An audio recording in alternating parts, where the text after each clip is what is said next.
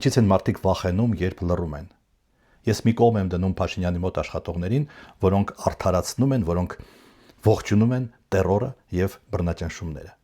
Ինչու են մնացածը լռում։ Նրանք վախենում են։ Ինչից են վախենում։ 3 բանից հիմնականում։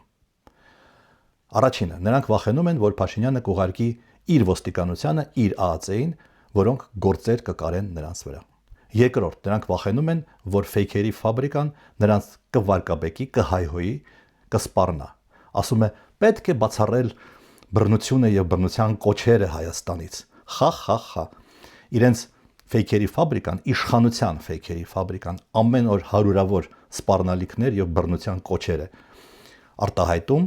գրում եւ որևէ իրավական գնահատականի, առավել եւս քաղաքական գնահատականի չի արժանանում։ Երրորդ, ինչից վախենում են, որ պարզապես փողոցում իշխանության բանդայի ներկայացուցիչները նրանց կծեծեն։ Այդ բոլոր վախերը հիմնավոր են, բայց ես ուզում եմ ասեմ լրողներին, որ լռությունը ձեզ կարող է չփրկել, եւ այդ 3 փորձանքներից մեկը շատ հնարավոր է ձեզ հետ միևնույն է կպատահի։